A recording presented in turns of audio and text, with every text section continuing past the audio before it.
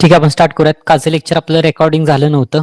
जर कालचं लेक्चरचं रेकॉर्डिंग कोणाला पाहिजे असेल तर ह्याच्या अगोदर जी आपली बेसिक चेक बॅच झाली होती ना, त्या बॅच मधलं रेकॉर्डिंग आहे. जर कोणाला पाहिजे असेल मला सांगा, ते पाठवतो. आजचं सेशन्स आपण रेकॉर्डिंग करतोय. इथून पुढचे सगळेच लेक्चर आपण रेकॉर्डिंग करणार आहे. त्याच्या सगळ्या रेकॉर्डिंगची 3 दिवसाला आपण अपलोड करून तुमच्याच मेल आयडी वर लिंक येईल, ड्राईव्हची लिंक येईल, ती चेक करत राहा. काल जे काय झालं होतं त्याच्यात जर काय डाऊट असेल, कुणाला काय विचारायचं असेल तर विचारा. नसेल तर आपण पुढे जात नाही. हाल सर, तुमचा माईक चालू आहे वाटतं, म्यूट करा. काय बोलायचं असेल तर विचारा. नाही सर, चुकून होता.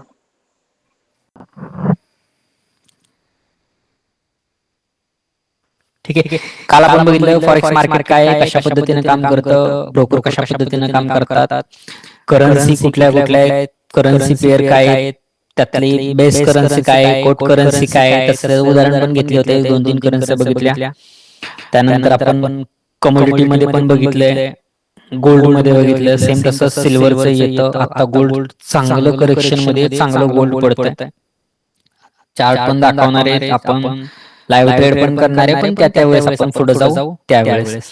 आज आपण बघणार आहे की एक्झॅक्टली पीप कॅल्क्युलेशन कसं करायचं, किती पॉइंट मध्ये किती प्रॉफिट होतं, किती लॉस होतो, पिप्स काय आहेत, पिपेट्स काय आहेत, ह्या गोष्टी अजूनही किती लोकांना माहित नाहीत. जे की ऑलरेडी ट्रेडिंग करतात त्यांना पण ह्या गोष्टी माहित नाहीत.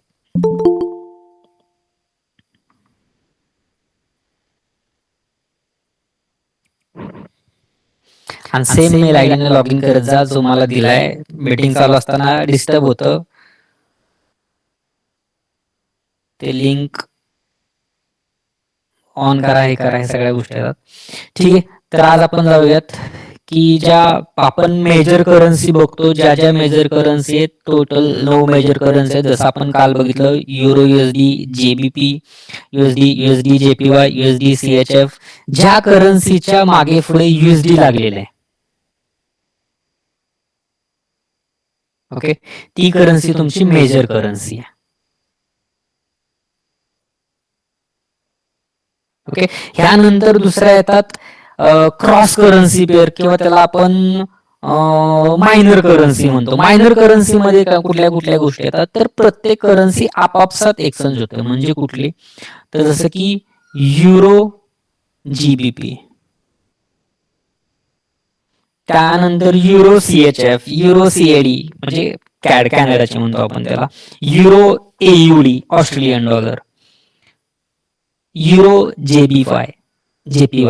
तर ह्या करन्स्या ज्या आहेत, ज्या इंटरनल एकामेकाशी स्विच होत असतात. सेम तसंच JPYचं येतं, JPY to AUD, GBP JPY, CAD JPY, अशा भरपूर साऱ्या करन्सी आहेत. पण ह्या करन्सी, क्रॉस करन्सी मध्ये आपल्याला व्हॉल्यूम कमी मिळतो, कमी लोक तिथं ट्रेडिंग करत असतात. ज्या मेजर करन्सी आहेत त्या मेजर करन्सी मध्ये आपल्याला चांगल्या पद्धतीनं व्हॉल्यूम बघायला मिळतो, किंवा जास्त लोक तिथं ट्रेडिंग करताना आपल्याला बघायला मिळतात.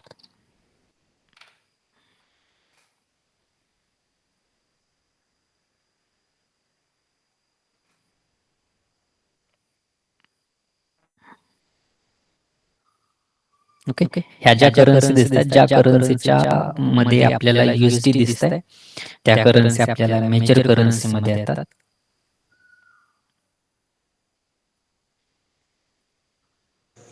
सर स्क्रीन दिसत नाहीये. बाकीच्यांना स्क्रीन दिसते, दिसतंय सर, दिसतंय. रिजॉईन करा सर.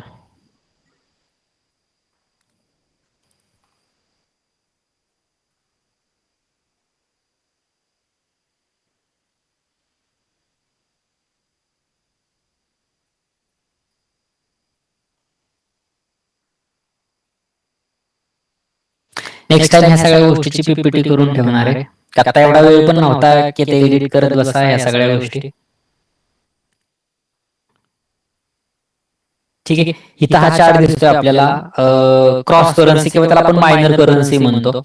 युरोच्या ज्या काही क्रॉस करन्सी आहेत त्या आहेत JPYच्या GBP, CAD, AUD, NZD.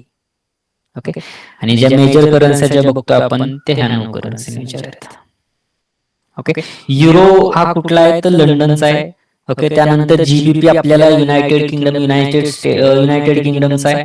त्यानंतर जेपीवाय जे आपण बघतोय, जेपीवाय जपानचे, सीएचएफ स्वित्झर्लंडचे, सीएडी कॅनडाचा आहे, एयुडी ऑस्ट्रेलियाचा आहे आणि एनझेडी हा न्यूझीलंडचा आहे. ह्या ज्या आहेत ह्या मेजर करन्सी आहेत. आपण ह्या करन्सीला जसं आपण INR टू USD म्हणतो, INR टू USD म्हणजे आपण काय करतोय, रुपयाला कन्वर्ट करतोय किंवा आपण कम्पेअर करतोय. याचं सुद्धा ट्रेडिंग आपण इंडियन मार्केटमध्ये करतो. इंडियन मार्केटमध्ये 2 का 3च करन्सी पेअर आहेत ज्याचं ट्रेडिंग करता येतं. इंडियन मार्केटमध्ये सुद्धा करन्सी ट्रेडिंग करता येतं, पण ते हार्डली 1% लोक सुद्धा तिथं करत नसतील. व्हॉल्यूमच नाहीये, बाईंग सेलिंग तिथं जास्त प्रमाणात होत नाही. ओके, काल 88.45 होतं, आता 88.27 समथिंग काहीतरी. ओके, लक्षात येते की मेजर करन्सी, मायनर करन्सी, यातल्या तुम्हाला मी कुठल्या करन्सी ट्रेड करायचं हे पण सांगणार आहे. जसं आता माझी वॉचलिस्ट जर बघाल तर गोल्ड लावलेले, गोल्ड नंतर जीबीपी, जेपीवाय आणि त्यानंतर युरो USD, एवढ्या 4 जे फॉरेक्सचे करन्सी आहेत किंवा कमोडिटी आहेत ह्याच्यावरच मी ट्रेड करतो. ओके, तुम्ही याच्यातल्या कुठल्याही करन्सीवर करू शकता, अवघड नाहीये. तुम्हाला फक्त हा चार्ट ट्रेड करता येणं गरजेचं आहे. तुम्हाला जगातला कुठलाही चार्ट दिला, फरक पडला नाही पाहिजे की त्याची नाव काय, त्याची करन्सी काय आहे, तो स्टॉक्स आहे, क्रिप्टोचा आहे. ज्याला चार्ट ट्रेड करता येतो त्याला कुठलाही ट्रेड करता येतो. गरज नाहीये की तो क्रिप्टो असावा, इंडियन असावा की अजून कुठला असावा. ओके, आणि इथपर्यंत तुम्ही पोहोचणार आहे, असं नाहीये की तुम्ही इथपर्यंत पोहोचणार नाहीये.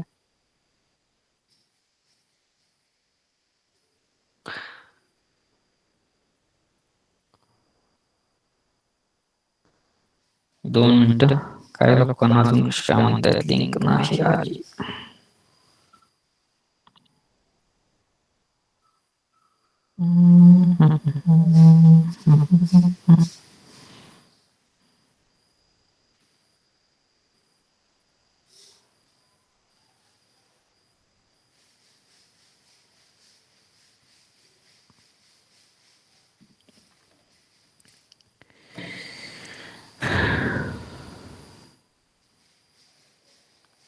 ओके, आता जे काय सांगितलं याच्यात जर काही डाऊट असतील तर विचारा.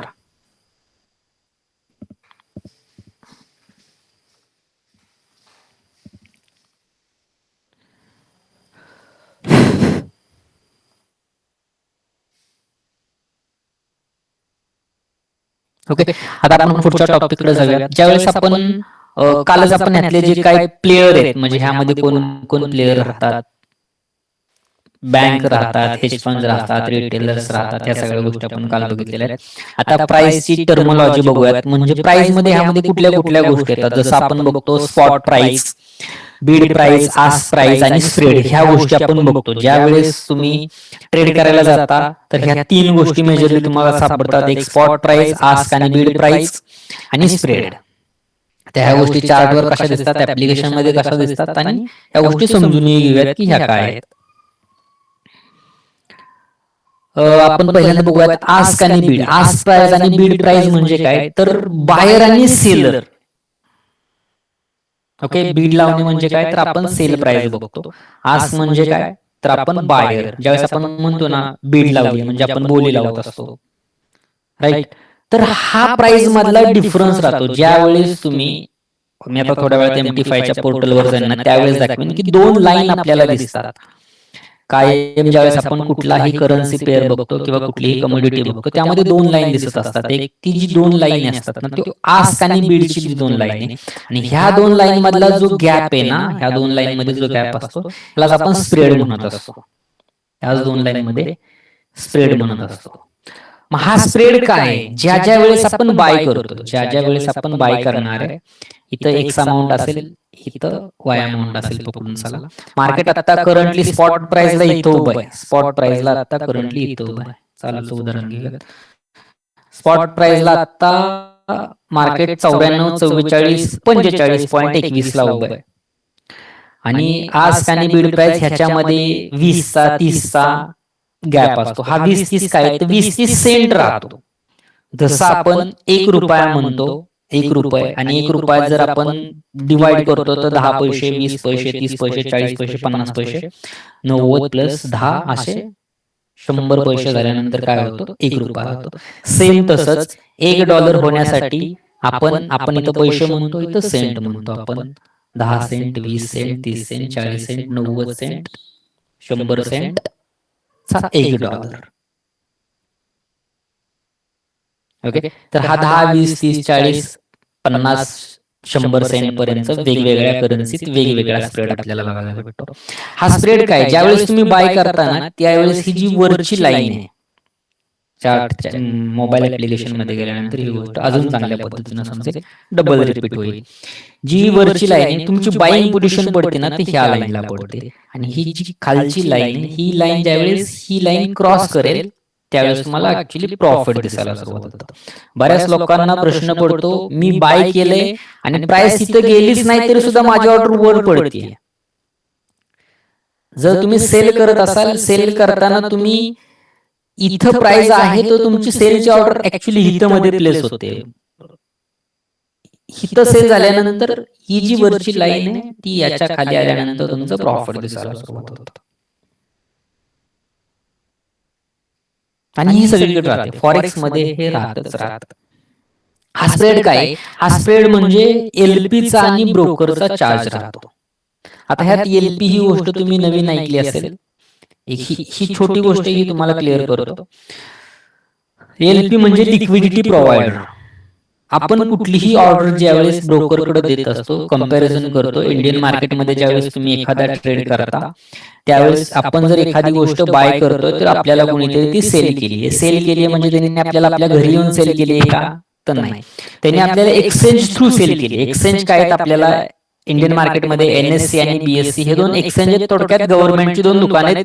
इथं जाऊन ह्याच्या थ्रू आपल्याला सेल बाय सेल होतात आणि आपल्या ब्रोकरच्या अकाउंटला आपल्याला दिसतात. सेम त्याच कन्सेप्ट मध्ये इथं एलपी आहे, लिक्विडिटी प्रोव्हायडर. हा लिक्विडिटी प्रोव्हायडर कोण राहतो, तर मोठ्या मोठ्या बँक्स राहतात, ज्या की आपल्या इथल्या नाहीत. सोडा, आपल्या इथली कुठलीही बँक एलपी नसते. आपल्या इथे अलाउड नाही, ही पहिल्यांदाच सांगितलं. अमेरिकेच्या ज्या मोठ्या मोठ्या बँका आहेत किंवा बरेच सारे जे फंड्स राहतात ते ऍज अ एलपी म्हणून काम करतात. हे काय करतात, ब्रोकर थ्रू आपण यांच्याकडे कनेक्टेड असतो. आपण कुठलाही एखादा बायचा ट्रेड टाकतो किंवा कुठलाही सेलचा ट्रेड टाकतो तो एलपी थ्रू आपल्याला पास होतो. मग ह्यांचा आणि ब्रोकरचा चार्ज ऑलरेडी ह्याच्यात इन्क्लुड आहे, हा राहतो स्प्रेड. तुमचा एखादा ट्रेड झाल्यानंतर तुम्ही जर डे एंडच्या शेवट $10 प्लस असाल तर ह्याच्यातून तुमचं काहीच कटिंग होत नाही, हे पूर्णच्या पूर्ण अमाऊंट तुम्हाला मिळते. कम्पेअर करायचं झालं तर इंडियन मार्केटमध्ये ज्यावेळेस तुम्ही 2 ट्रेड कराल किंवा 1 ट्रेड कराल आणि तुमचं प्रॉफिट ₹100 असेल किंवा ₹1000 असेल, नेक्स्ट डेला ह्याच्यात तुम्हाला ₹900 शिल्लक राहिलेले दिसतात. ह्याच्या मागं आहे तुमचं ब्रोकरेज जातं, तुमचा टॅक्स जातो. ही गोष्ट तुम्हाला अगोदरच इथं स्प्रेड जातो. स्प्रेड नंतर तुमची कुठलंही कटिंग होत नाही, पूर्णच्या पूर्ण अमाऊंट तुम्हाला मिळते. हा राहतो स्प्रेड. ओके, स्प्रेड काय आहे, स्प्रेड मधला डिफरन्स काय, आस्क आणि बीड प्राइसचा डिफरन्स आहे, सिंपल भाषेत सांगायचं झालं तर.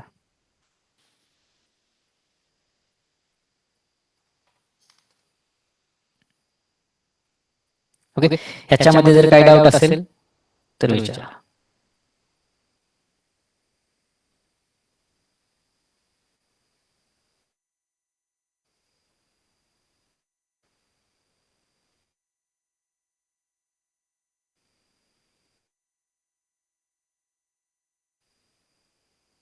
त्याच गोष्टीवर सर ते सेंट म्हणजे काय आहे? आता आपण कॅल्क्युलेशन बघतोय की पिप्स आणि आपण त्याला डॉलर मध्ये कन्वर्ट केल्यानंतर किंवा सेंट मध्ये कन्वर्ट केल्यानंतर आपल्याला किती प्रॉफिट होतो. सेम गोष्ट आता जशी निहाल सरांनी विचारली, परत एकदा एक्सप्लेन करतो की आपल्याला ₹1 कंप्लीट होण्यासाठी, एक INR ₹1 कंप्लीट होण्यासाठी किती पैसे आपल्याकडे पाहिजेत? 10 पैसे, 20 पैसे, 30 पैसे, 40, 50, 60, 70, 100 पैसे असल्यानंतर आपल्याकडे ₹1 होईल. बरोबर आहे ना, की माझं काय चुकतंय? बरोबर.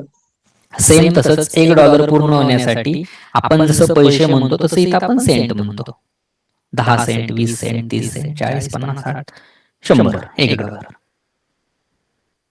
ज्यावेळेस तुम्ही कुठलाही ट्रेड घ्याल, तुमचा $1च्या 0.10 तुमचं डॉलर प्रॉफिट बुक झालंय. 0.10 हे काय, 10 सेंट तुमचं प्रॉफिट बुक झालंय. थोडक्यात त्याला इंडियन मध्येच कन्वर्ट करून सांगायचं झालं तर तुमचं 10 पैसे प्रॉफिट बुक झालंय. हा, पण डॉलरची किंमत आज $88 म्हणजे तुमचं 10 पैसे प्रॉफिट नाहीये, तर 88 गुणिले 10 8.8 समथिंग तुमचं प्रॉफिट आहे. 10 सेंट म्हणजे एक उदाहरण देऊन सांगितलं आपण पैशात जसं कॅल्क्युलेशन करतो, सेम तेच कॅल्क्युलेशन इथं सेंट मध्ये करायचं. जास्त अवघड नाही. $1 म्हणजे किती सेंट? 100. आपण जसं 10, 20, 30, 40, 50, 100 म्हणजे 1. आणि ह्या कॅल्क्युलेशन मध्ये तुम्हाला अडकायची गरजच पडणार नाही.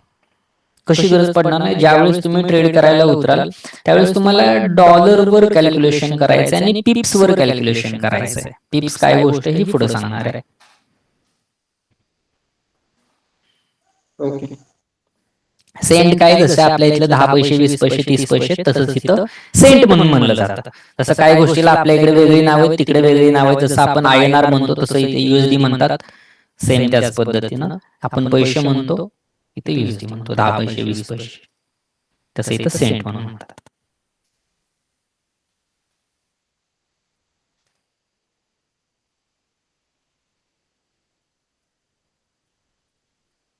स्प्रेड लक्षात आले. आस्क बीड प्राइस, ती दोन जी लाईन आहेत, आस्क आणि बीड प्राइस आणि स्पॉट प्राइस.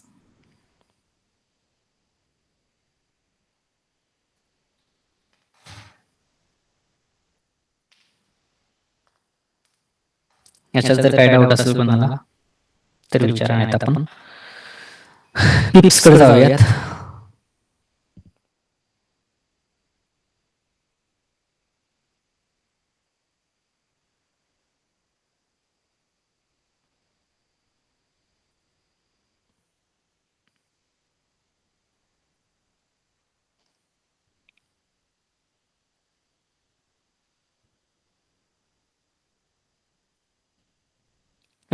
आता ज्या वेळेस आपण करन्सीची किंवा डॉलरची किंवा गोल्डची कुठल्याही कमोडिटीची मुवमेंट मोजणार आहे, ही जी मुवमेंट आहे ही मुवमेंट मोजतो कशात, तर पिप्स मध्ये मोजतो. हे सगळं डिलीट करतो. किती पिप्स मुवमेंट दिली. ज्यावेळेस आपण कुठलाही चार्ट बघतो, जसं इंडियनचा चार्ट, निफ्टीनं आज किती मुवमेंट दिली आहे, तर 29 पॉइंट डाऊन आहे आज निफ्टी. कालच्या ओपनिंग पासून आज 29 पॉइंट डाऊन आहे. सेम तसंच गोल्डची मुवमेंट किती झाली इथं दिसतंय बघा, 29.18. तर ह्याला जर मी पिप्स मध्ये कन्वर्ट करणार आहे तर हा जवळपास 290 पिप्स डाऊन आहे.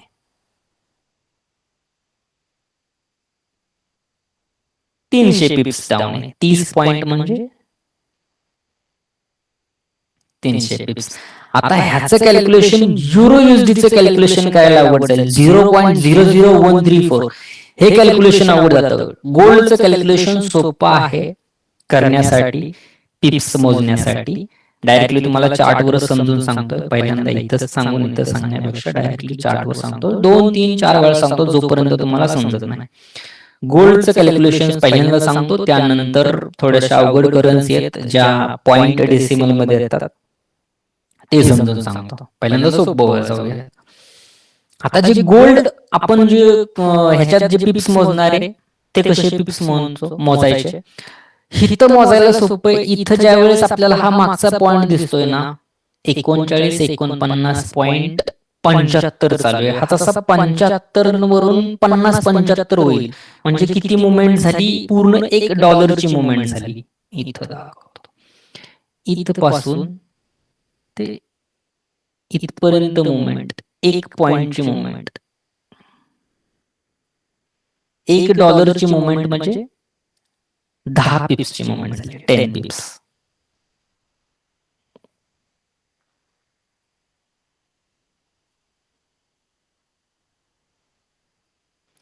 लक्षात येते. $10ची मुवमेंट म्हणजे तुमची 100 पिप्सची मुवमेंट. $5ची मुवमेंट म्हणजे तुमची 50 पिपची मुवमेंट. $1 मुवमेंट म्हणजे 10 पिप्सची मुवमेंट. $1 मुवमेंट कधी होणार आहे? 39.48 चा हा 39.50 होईल. 39.49 कधी होईल?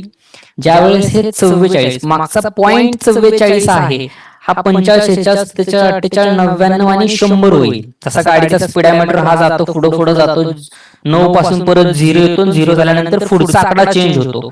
सेम तेच त्याच पद्धतीनं हा जो पॉइंट आहे हे चेक करा. हा जसं पुढे जात आहे, हा पॉइंट जसा 99 आणि 100 क्रॉस करतोय, हा पुढचा आकडा चेंज होतो. जसं 48 क्रॉस करून पुढे जाणार आहे, जसं इकडे पुढे 4000 येणार आहे. येते लक्षात?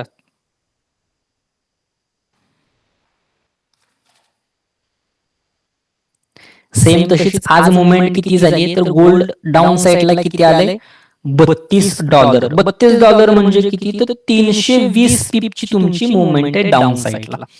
आता मार्केट खालपासून किती वर गेले, म्हणजे या पॉइंट पासून इथपर्यंत किती पॉइंटची मुवमेंट कॅप्चर झाली? तर या पॉइंट पासून इथपर्यंत मार्केट इथं बघायचं. हा जो यावेळेस तुम्ही हा मेजर घ्याल, ट्रेडिंग व्ह्यू टूलचा सुद्धा तुम्हाला फुल डेमो होणार आहे. ज्यावेळेस टॉप बॉटम पासून टॉप पर्यंत आपण इथपर्यंत लावतो, हे 62.41 हे तुमचे काय आहेत? तर मुवमेंट झालीये. थोडक्यात तुम्ही इथं किती जवळजवळ 62.6 ची मुवमेंट, सॉरी $6 नाही, $62 मुवमेंट आहे. $63 मुवमेंट आहे.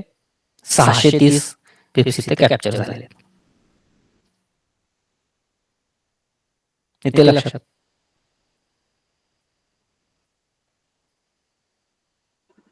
हो सर. कॅल्क्युलेशन सोपं, गोल्डचं कॅल्क्युलेशन सोपं आहे. सेम गोष्ट 1 डेच्या चार्टवर दाखवतो, अजून सोप्या पद्धतीने समजेल. काल मार्केट किती पडलं होतं? ज्यावेळेस आपण इथपासून बघतो ते कालच्या कॅन्डल पर्यंतच्या लो पर्यंत जवळजवळ 142 किंवा $140 पडलं होतं. $140 पडलं असेल तर किती पिप्सची मुवमेंट झाली असेल?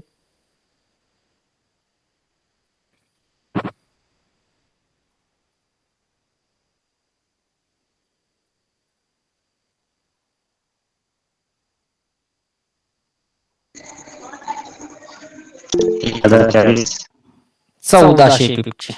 1400. बरोबर, 1400 पॉईंटची मुवमेंट झाली. गोल्डचं कॅल्क्युलेशन लक्षात येते, सोपं आहे, जास्त अवघड नाही. गोल्डचं कॅल्क्युलेशन सगळ्यात सोपं आहे. ज्यावेळेस तुम्ही थोडं पुढे जाता किंवा करन्सीकडे जाता, ते पण सोप्या पद्धतीनं कसं करायचं ते पण सांगणार आहे. ओके, तुम्हाला सगळ्यात सोप्यातल्या सोप्या पद्धतीत सांगतोय. ह्याच्यात सांगायचं असेल अजून अवघड पद्धती आहेत सांगायच्या, फक्त माझं एकच पद्धत आहे. तुम्हाला ज्या सोप्या पद्धतीत समजेल सोप्या पद्धतीत सांगा.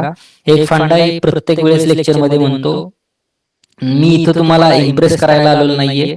कुठलीही कॉम्प्लिकेटेड गोष्ट सांगितल्यानंतर लोक इम्प्रेस होतात. म्हणजे कुठलाही जर उदाहरण कुठल्याही गोष्टीचं घ्या, एखादं जर काहीतरी नवीन गोष्ट करतोय किंवा जर हा इंडिकेटर आहे, इंडिकेटर मध्ये काहीतरी तोडून मोडून आहे, ह्या सेटिंग मध्ये उलट पालट करतोय, तर तिकडं लोकांचा जास्त कल राहतो. सिंपल गोष्टीकडं लोक सांगितलं की ही काय सोपं आहे.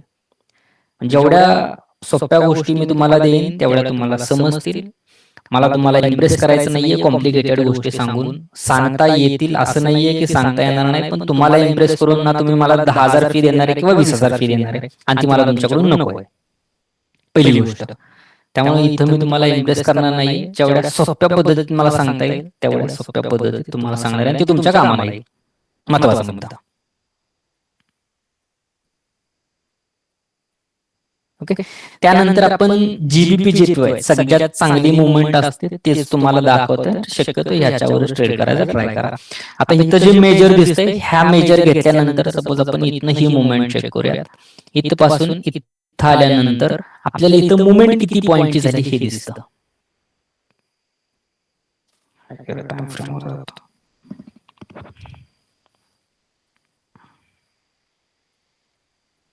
युरोचं पहिल्यांदा दाखवतो.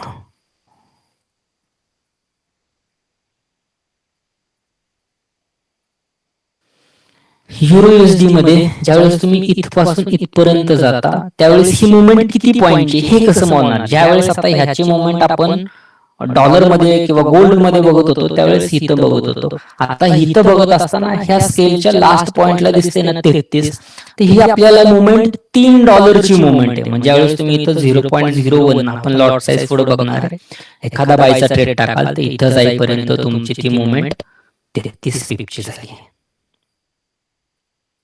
कितीची झाली? कोण आले आता मीटिंग मध्ये? एक मिनिट होल्ड करा.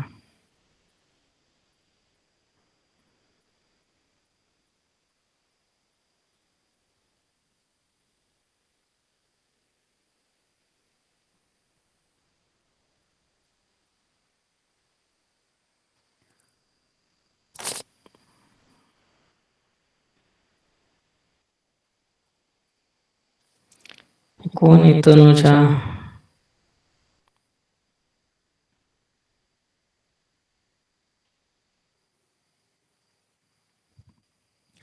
तर सेम गोष्ट आपण इथून डाऊन साईडला कॅप्चर करतोय किंवा इथून इकडे बघतोय, तर लास्टला जी पॉइंट आहेत हे जसं बघतोय आपण 19 पिपची मुवमेंट झाली आहे. इथपासून इथपर्यंत 20 पिपची मुवमेंट झाली. 20 पीप म्हणजे आपण इथं $2. इथलं कॅल्क्युलेशन वेगळं लक्षात घ्या. इथं बघताना कॅल्क्युलेशन वेगळं येणार आहे. तुम्ही सेम कॅल्क्युलेशन लावायचं. ह्याच्या मागे एक गणित आहे. हे जे पॉइंट्स दिसत आहेत ह्याच्यात सगळ्यात मागे एक छोटा पॉइंट दिसतोय बघा, ह्याला आपण पिपेट्स म्हणतो. पिपेट्स हे कॅल्क्युलेशन थोडंसं तुमच्यासाठी अवघड जाईल. तुम्हाला सरळ मी मेजरनं सांगतोय की हे इथून मोजा.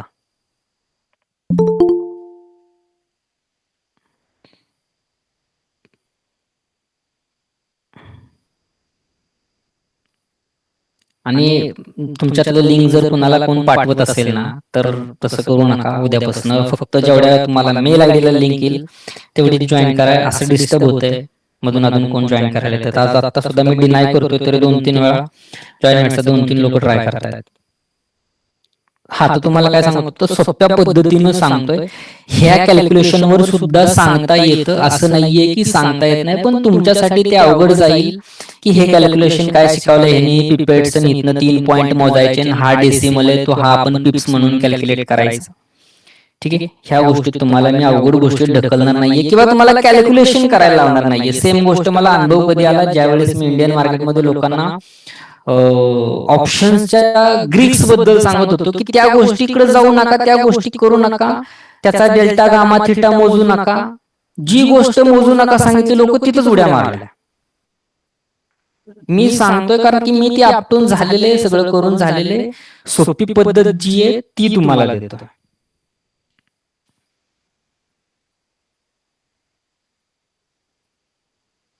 तरी सुद्धा तुम्ही बघत असाल, बघू शकता, अडचण काय नाहीये. पण जेवढं माझ्या जाणं तुम्हाला सोप्या पद्धतीत सांगता येईल तेवढ्या सोप्या पद्धतीत मी तुम्हाला सांगणार.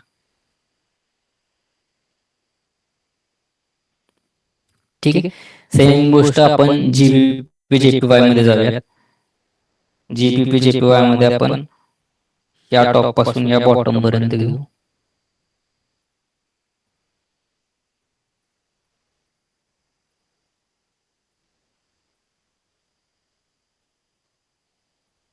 तिथं मुवमेंट आपल्याला किती झालेली दिसते, तर ऑलमोस्ट 76 पिपची.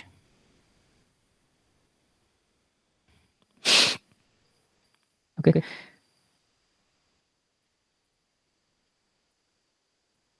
एक सेकंद होल्ड करा. सेम अशा अजून बऱ्याच करन्सी आहेत. कुठली घेऊ? दुसरी जीबीपी घेऊयात. सर ते कसं बघलं आता 76 पिप्स दाखवतो.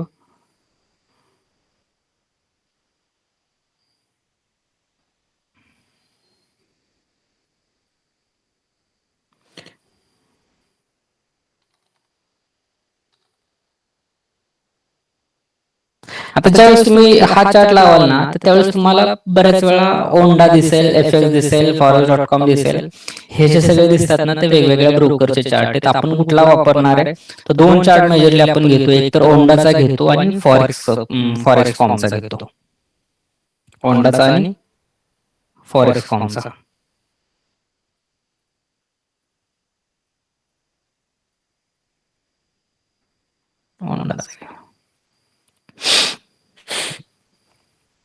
ज्यावेळेस इथे मेजर दिसेल, ज्यावेळेस ट्रेडिंग व्ह्यू, उद्या आपण ट्रेडिंग व्ह्यूचाच घेणार आहे, त्यावेळेस ट्रेडिंग व्ह्यू मध्ये इथं तुम्हाला मेजर नावाचा ऑप्शन दिसेल. इथं पासून ज्यावेळेस तुम्ही इथं खाली मुवमेंट लावाल, मेजर कराल, इथं तुम्हाला मुवमेंट किती झालेली दिसते. आलं कोण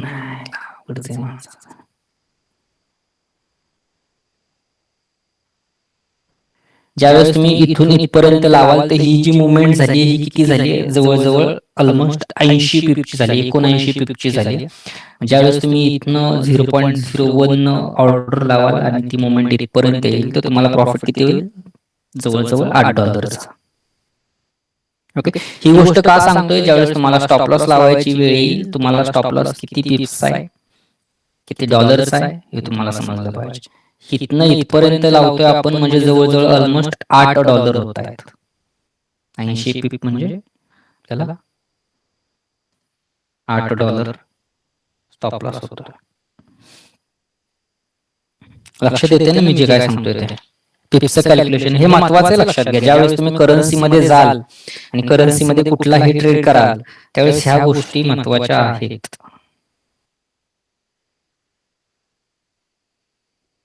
किती मुवमेंट होणार आहे हे माहिती पाहिजे. त्यामध्ये जर काय डाऊट असेल, कुठली गोष्ट समजली नसेल तर विचारा.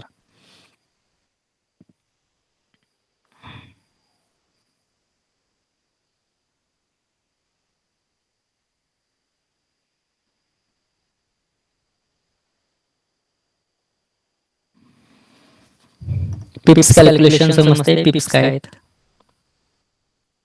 हा जो छोटा अंक राहतो ना पिपेट्स म्हणतो आपण. छोटा अंक कोणता? हा जो मागे राहतो ना, हा थोडक्यात गाडीचा मीटर पकडून चला. हा जेव्हा 1 पासून 9 पर्यंत जाईल, 0 होईल, त्यावेळेस हा पुढचा आकडा चेंज होतो. हा आकडा ज्यावेळेस 1 पासून 0 होईल हा आकडा चेंज होतो. हा 7 ज्यावेळेस 0 पासून 1 वर येईल त्यावेळेस पुढचा आकडा चेंज होतो. आणि सेम ह्याच पद्धतीनं हे जसं चेंज होईल तसं आपल्याला चार्ट मध्ये जी मुवमेंट होते त्या हिशोबाने हे चेंज होताना दिसतं. तुम्हाला ह्या आकड्यात अडकत बसायचं नाहीये. तुम्हाला सरळ मोजायचे किती मुवमेंट आहे, किती पॉईंटची मुवमेंट आहे, किती पिप्सची मुवमेंट आहे. जसं की आज आपण ग्रुपवर टाकलं होतं की 10 पॉईंटची मुवमेंट, 130 140 पॉईंटची मुवमेंट कॅप्चर झाली. तर ग्रुपवर टाकताना पिप्स मध्ये टाकतो. प्रत्येकाने बघितलंच असेल, ठीक आहे, दाखवायची काही गरज नाही. प्रत्येकाने बघितले की आपण ग्रुपवर कुठलाही किंवा मी जो कुठलाही ट्रेड घेतो त्याच टाकतो 100 पिप्स कॅप्चर झाले, 200 पिप्स कॅप्चर झाले. जसं आदित्य सरांनी आज टाकलं होतं 700 पिप्स कॅप्चर केले. 700 पिप्स कॅप्चर केले म्हणजे किती पॉईंटची मुवमेंट कॅप्चर झाली, त्याला मग $70 मुवमेंट कॅप्चर झाली. येते लक्षात. 140 पॉईंटची पिपची मुवमेंट कॅप्चर झाली म्हणजे $14 मुवमेंट कॅप्चर झाली. 200 पिप्सची मुवमेंट कॅप्चर झाली म्हणजे $20 मुवमेंट कॅप्चर झाली. म्हणजे $20 टॉप टू बॉटम आपण पकडले असा त्याचा अर्थ. इथं कुठेतरी ट्रेड असेल, आता मला आठवत नाही, डिलीट केले ते.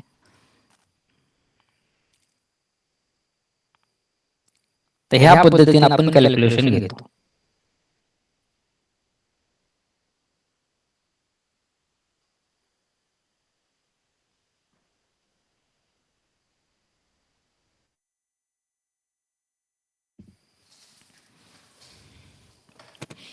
काय डाऊट असेल विचारा, कारण की हे महत्वाचं लक्षात घ्या. कारण की मला अजूनही लोक विचारतात की किती पिप्स म्हणजे काय. ट्रेडिंग तर करतायत पण पिप्स कॅल्क्युलेशन माहित नाही, लॉट कॅल्क्युलेशन माहित नाही. किती सगळ्यात मोठं कन्फ्युजन ते होतं की मी कितीनं ट्रेड घेतल्यानंतर किती पॉईंट मुवमेंट झाल्यानंतर मला प्रॉफिट किती आहे. ती पण गोष्ट आता आपण बघणार. पिप्सची गोष्ट क्लिअर असेल तर आपण पुढे जाऊ. त्यानंतर इथे येतात लॉट. जसं आपण क्वांटिटीमध्ये काम करतो इंडियन मार्केटमध्ये किंवा कुठलीही गोष्ट तुम्ही खरेदी करत असाल तर आपण क्वांटिटीमध्ये करतो. आपण 1 2 3 4 10 15 100 अशा क्वांटिटीमध्ये खरेदी करतो. सेम तसंच इथं आपण लॉट मध्ये खरेदी करतो, त्याला आपण लॉट म्हणतो. जसं निफ्टी बँक निफ्टी मध्ये ऑप्शन्स मध्ये तुम्ही लॉट मध्ये खरेदी करत असेल, ओके, तिथे एक लॉट मध्ये आपण काय करतोय, आता 75चा आहे, रिवर्स होणार आहे, 65चा होणार आहे बँक निफ्टी, सॉरी निफ्टी 50चा. आज सकाळीच मी सर्क्युलर बघितले, दुसऱ्या ग्रुपवर टाकलेलं. मला त्यात म्हणजे जास्त काही एवढं मी ट्रॅक करत नाही. पण आज जे बघितले ते सांगते की 75 वरून 65 येणारे निफ्टी फिफ्टीची लॉट्स आहेत. तर तिथं आपण लॉट मध्ये बाय करतो, सेम तसंच इथं लॉट मध्ये मोजलं जातं. तर इथं कुठले कुठले लॉट आहेत, तर एक नॅनो लॉट म्हणून पण येतो, पण नॅनो लॉट मध्ये आपल्याला ट्रेडिंग करता येत नाही, आपल्या इथं तो अवेलेबल नाही. नॅनो लॉट मध्ये काय येतं, तर 0.001 हा लॉट आपल्या इथं नाहीये. आपण कुठल्या लॉट पासून काम करतो, तर आपल्या इथं मायक्रो लॉट आहे. मायक्रो लॉट किती येतो, तर 0.01 हा आपल्या इथं आहे. त्यानंतर मिनी लॉट म्हणतो आपण, हा 0.10 वर येतो, त्याला 0.1 पण म्हणतो आपण. आणि स्टँडर्ड लॉट हा डायरेक्ट 1 चा येतो. म्हणजे आता नॅनो लॉट आपल्या इथे नाहीये, तर नॅनोचं कॅल्क्युलेशन डिलीट करतो.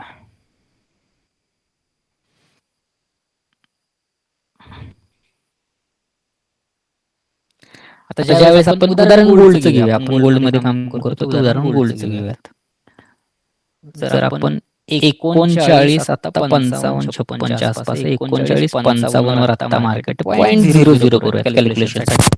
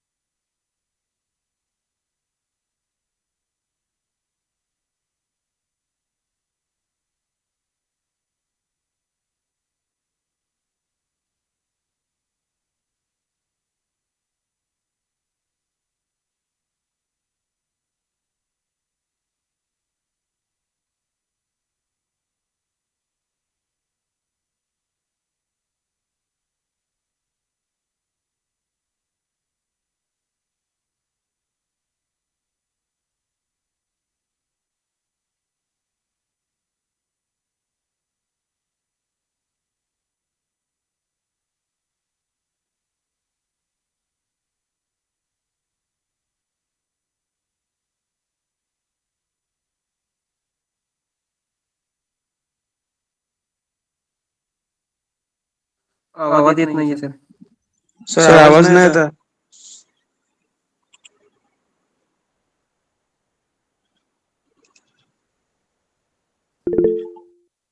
हॅलो सर, आवाज येत नाहीये.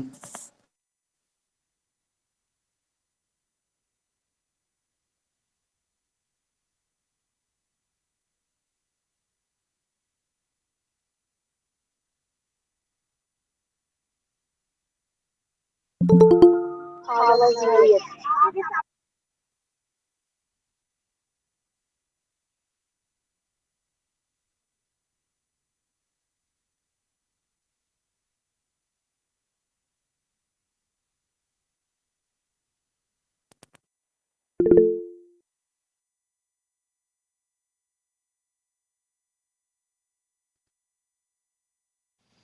आवाज येतोय, आवाज येतोय. हा आता येतो. कुठनं आवाज कट झालेला. ठीक आहे.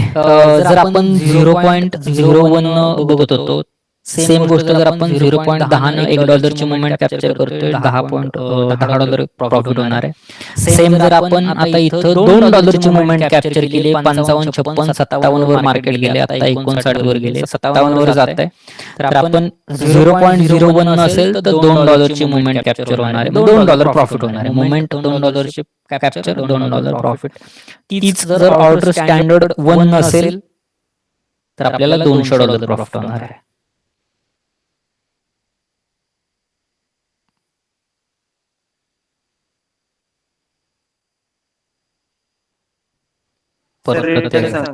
परत एकदा सांगतो.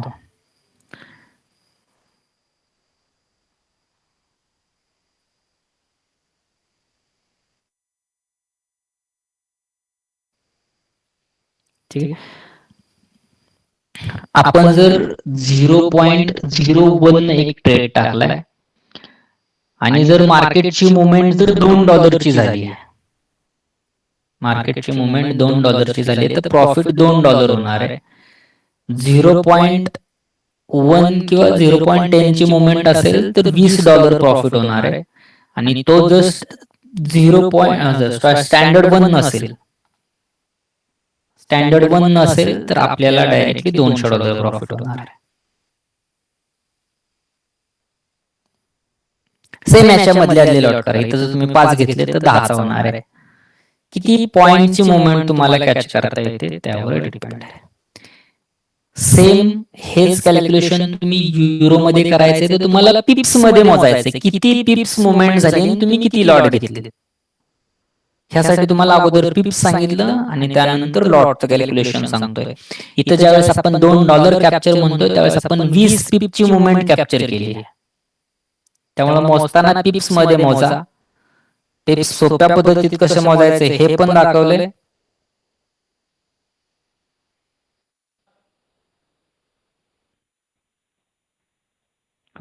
आता ह्या सगळ्या गोष्टीला कॅपिटल किती पाहिजे, किती लॉटला किती कॅपिटल पाहिजे. पिप्स मध्ये अजूनही किंवा लॉट साईज मध्ये अजूनही काही समजलं नसेल विचारा. आता ह्या लॉट मध्ये जसं आपण निफ्टी बँक निफ्टी मध्ये बघतो, निफ्टीच्या एका लॉट मध्ये आता 75 क्वांटिटी आहे, तसे ह्याच्यात युनिट्स असतात. आता हे थोडंसं अवघड जाईल, कॉम्प्लिकेशन. युनिट्स राहतात, तर एका मायक्रो लॉट मध्ये 1000 युनिट्स राहतात. ओके, ह्या गोष्टीत अडकायचं नाही. 1000 युनिट्स किती गुणाकार आणि किती पिप्स झाले.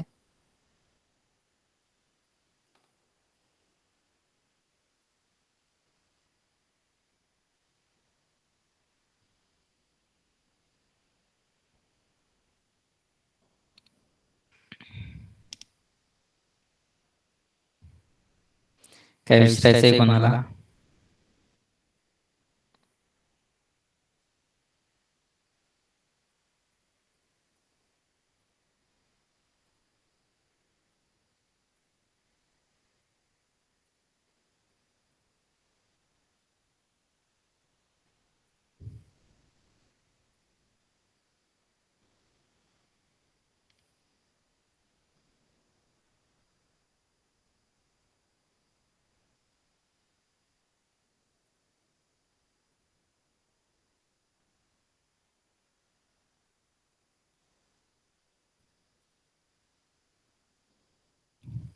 आवाज विचारायचा असेल कोणाला काहीतरी विचार, नसेल तर आपण पुढे जाऊयात.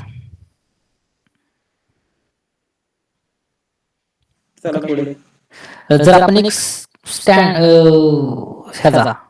हे जर आपण स्टँडर्ड 1 लॉटचा मार्ग असेल किंवा 0.01 असेल तर आपल्याला किती कॅपिटल पाहिजे. साधारणपणे जर तुमच्याकडे $100 कॅपिटल ऍड केला असेल तर आपण 0.01, 2, 3 पर्यंत ट्रेड करू शकतो. 3 पण तुमच्यासाठी लेवल 0.02 हे ठीक आहे. करायचं असेल 0.05, 10चा सुद्धा ट्रेड पडतो, 15चा सुद्धा ट्रेड पडतो, पण त्याच्यासाठी मार्जिन लगेच रिक्वायर्ड पडतं. ह्या गोष्टी मार्जिन काय, ह्या सगळ्या गोष्टी आपण पुढे गेल्यावर बघणार आहे. आता तुमच्यासाठी 0.01 ते 0.03 पर्यंत तुम्हाला $100 पाहिजेत. 0.10 न ट्रेड करायचं असेल तर तुमच्याकडं 5 ते 10 पकडून चला, कमीत कमी तुमच्याकडे $200 पाहिजेत. 200 ते $250 पाहिजेत. स्टँडर्ड 1चा जर करायचा असेल तर कमीत कमी $1000 पाहिजेत. आणि त्याच्यावर 1,000 ते 1,500 रुपये, $1,500 पाहिजे. एवढे का पाहिजे? तर तुम्हाला चांगल्या पद्धतीने ट्रेड करता येईल. बसायचा असेल तर स्टँडर्ड वनचा तुम्हाला 600 मध्ये पण ट्रेड बसतो, 700 मध्ये पण ट्रेड बसतो. असं नाही की बसत नाही. एक ट्रेड बसण्यासाठी आपल्याला किती डॉलर लागतात, किती मार्जिन यूज करतं. मार्जिन ही गोष्ट काय, पकडून चला तुम्ही निफ्टीत जर कोणी ट्रेड केला असेल किंवा एखादी गोष्ट आपल्याला खरेदी करायची आहे, तर त्याला किती रुपये रिक्वायर्ड आहेत ती गोष्ट. इथं आपल्याला लिव्हरेज किंवा मार्जिन हाय मिळतं. आपण 1/500 मार्जिन मिळतं. त्यामुळे आपण 0.01 न जर एक ट्रेड घेतला असेल तर ज्यावेळेस ट्रेड घेतल्यानंतर तिथं येतं की यूज मार्जिन, तर आपले $6 $7 मार्जिन यूज होतं. ज्यावेळेस आपल्याला न्यूज असते त्यावेळेस हे मार्जिन वाढतं, $7-8 पर्यंत जातं. म्हणजे 0.01 चा एक ट्रेड घेण्यासाठी आपल्याला $6 लागतात.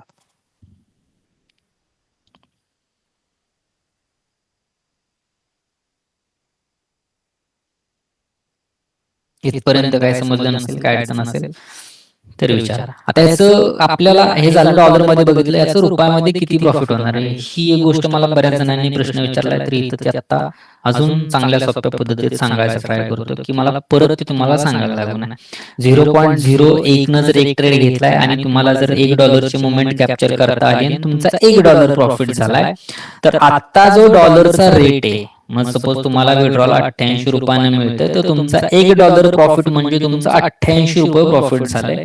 इथं तुम्हाला $10 प्रॉफिट म्हणजे तुमचं 880 रुपये प्रॉफिट झालंय. आणि स्टँडर्ड वन न तुम्ही $100 काढले म्हणजे 8,800 रुपये तुमचं प्रॉफिट झालंय. सेम गोष्ट लॉसला पण येणार आहे. $1 तुम्ही प्रॉफिट काढलाय, $1 तुमचा निळ्या कलर मध्ये दिसतोय, ब्ल्यू कलर मध्ये दिसतोय, म्हणजे इंडियन रुपीज मध्ये तुम्ही 88 रुपये प्रॉफिट काढले. आता डेमोला जी लोक ट्रेड करत असतील, डेमो ट्रेडिंग नाही केलं पाहिजे. डेमोला तुम्ही 10,000-20,000 प्रॉफिट दिसतं. रिअल मध्ये तेवढं कोणालाच होल्ड करता येत नाही. ओके, लक्षात आलं. करंट रेट काय 88 रुपयाने तुम्हाला, तुम्ही जर $12 काढले गुणिले 88 करा, तेवढे तुमचे इंडियन रुपीज मध्ये कन्वर्ट करून झाले. तुम्ही म्हणाल मी 10 सेंट काढले गुणिले 88 करा, जेवढे काय होईल तेवढे तुम्ही प्रॉफिट काढले. 14 सेंट काढले, 0.14 सेंट काढले गुणिले 88, जेवढे काय आहेत तेवढं तुमचं प्रॉफिट आहे.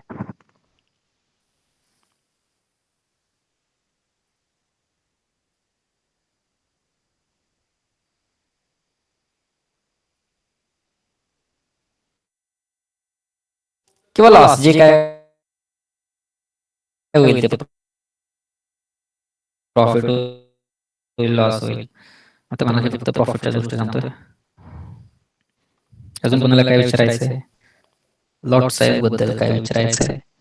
कारण की ह्याच्यात बेसिक अजून काहीच येत नाही. ह्या सगळ्या गोष्टी की मेजर बेसिक मध्ये येतात.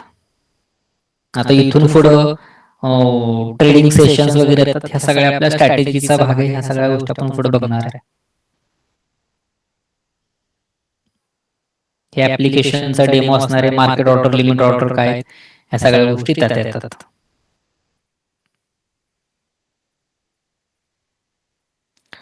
आता जे आपण बघितलं ह्यामध्ये जर काही जरी डाऊट असेल विचारा, आपण तो क्लिअर करू. नसेल तर तुम्हाला आता ऍप्लिकेशन ओपन करून दाखवतो की त्यामध्ये स्प्रेड कशा पद्धतीने दिसतो, टिप्स कशा पद्धतीने कॅल्क्युलेट होतात. आणि उद्या परवा 2 दिवसात तुम्हाला पण ऍप्लिकेशन डाउनलोड करायला लावणार आहे. जर कोणी केलं नसेल, ज्यांच्याकडे असेल यूज करतात, काय अडचण नाही. जे नवीन आहे, ज्यांनी अजून यूजच केलं नाही, ओपन केलेलं नाही, त्यांनी आपण पुढच्या 2 दिवसात करणार आहे. ठीक आहे, मोबाईलची स्क्रीन शेअर करतो.